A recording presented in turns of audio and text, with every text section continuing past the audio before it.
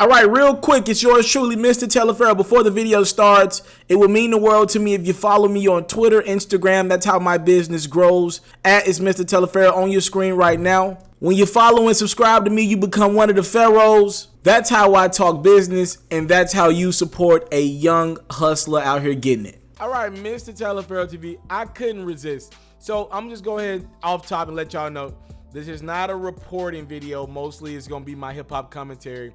But I thought this was an interesting video. I tried to post a little bit of this Funk Flex dissing Peter Rosenberg, but they was about to take Hot 97 was about to take it down. So I ain't really want no issues. I ain't want no smoke with the copyright in that regard. So I stayed away from posting it. But for those who don't know, and a lot of people don't know, over the weekend, Funk Flex dissed Peter Rosenberg. Yes, I'm not talking about Funk Flex dissing Charlamagne the God or Peter Rosenberg dissing DJ Envy or any of that. Two people who work on the same radio station are publicly involved in a feud in which one of the personalities went on a radio station and dissed another personality that works for that same station. I ain't gonna lie, I've never seen some shit like that. I'm very young. Mind you, I'm very young, but I've never seen some shit like that on the same radio station. First off, let's state the obvious in the room. Here's what's happening in the Hot 97. And I got nothing but love and respect for Hot 97. But they're very upset at the amount of views that they're not doing. They have a huge following. Hell, if I'm not mistaken, they got, if more subscribers than the Breakfast Club YouTube. We're just talking YouTube numbers right now. Those videos that the Breakfast Club puts up in comparison to what Hot 97 does, one of the worst Breakfast Club interviews every week is going to do the numbers of Hot 97's one of their best videos of the month. I'm just stating facts right now. I'm not even lying. Let's talk about social reach. Hot 97 nowhere close to the reach any of their shows. Ebro in the morning, what Funks does, and hell, after that, they're pretty much irrelevant.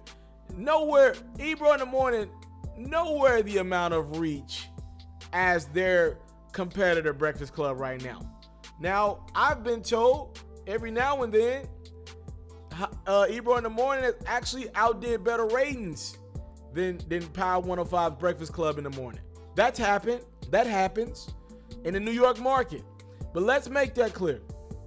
When we're talking mainstream reach, and it's unfair because Hot 97 is a privately owned platform and Breakfast Club is under the network, or it's under the tree of iHeart, right? And we're talking about a machine in iHeart. We should be supporting the underdog in Hot 97. Let me make that clear. But I'm just telling you what the numbers say. Nowhere close in reach. Hell, if I go in the hood somewhere, there are a lot of people who don't even know who the hell Ebro or Peter Rosenberg are. In every hood, I'm sure you know somebody who watched the Breakfast Club interview. So the reach ain't even nowhere close for Hot 97 and their top shows. Now, I will say this. They got something dope that I still do love. Funk's Flex freestyle, little freestyle series that they've been doing, and like the I Got a Story to Tell, those have been probably their best attribute of their show or that platform in the last 6 months. That freestyle series has been fire. Up and down, fire. He's like the only one doing it in that space. He didn't overtook Sway's like 5 Fingers of Death. That Funk Flex freestyle series is fire. That's my opinion. The interviews, not so much in my opinion, because Funk Flex talks too damn much. But the actual, in my opinion, the actual freestyle series, Funk Flex is carrying them with the views right now, in my opinion. Now, get to the diss. Let's get to the BS.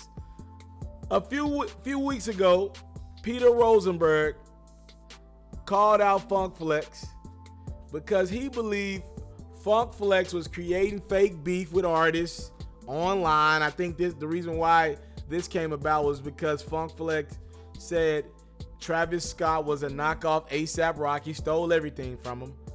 And Rosenberg said you're creating fake beef to try to stay relevant. And he questioned, was Funk Flex still relevant? Now, Flex could have responded then, but he waited some time, and he waited until Rosenberg launched his new show on Complex, and he waited till Rosenberg interviewed a up-and-coming artist that you might know by the name of Bad Bobby. If you don't know her by that name, you might know her by her government name, Danielle Bergali. If you don't know her by that name, you might know her as the white ratchet chick that was on Dr. Phil that told the crowd to catch me outside and was talking bad to her mama. All right? So, Funk Flex's new show on Complex is not doing great numbers. It's not doing great. Not doing great numbers right now. They're trying to suffice for Joe Budden, and it's not. No. It's not working out. And I like Rosenberg. I worked at ESPN technically at the same time as Rosenberg. I like Rosenberg. Very talented individual. But I think he just has limitations because he's got a lot of impact with rappers behind the scenes, made a lot of plays, but I just don't think his impact runs that deep in the cult.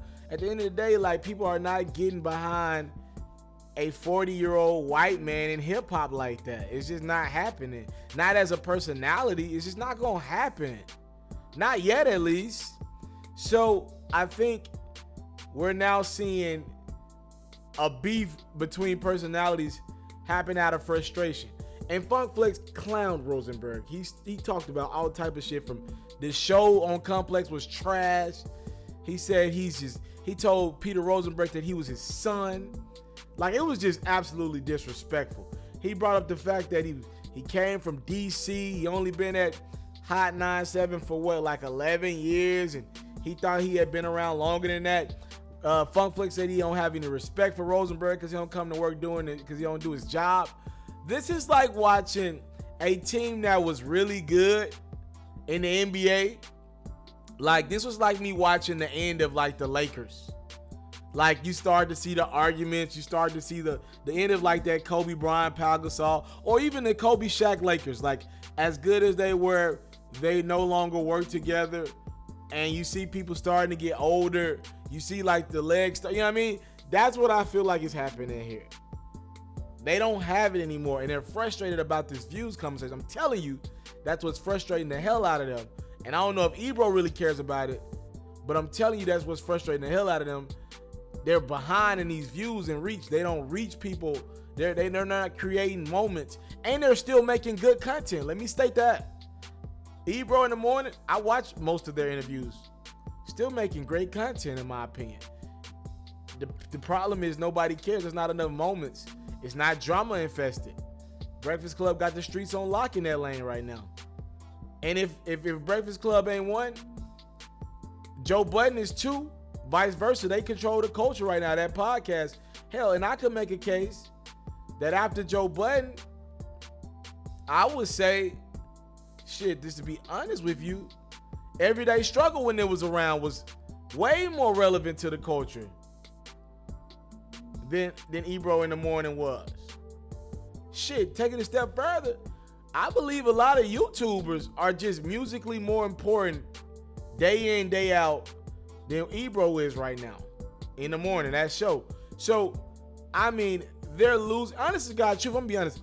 I like Ebro interviews more or less on Beats One than I do over at Ebro in the morning right now. That's just my opinion.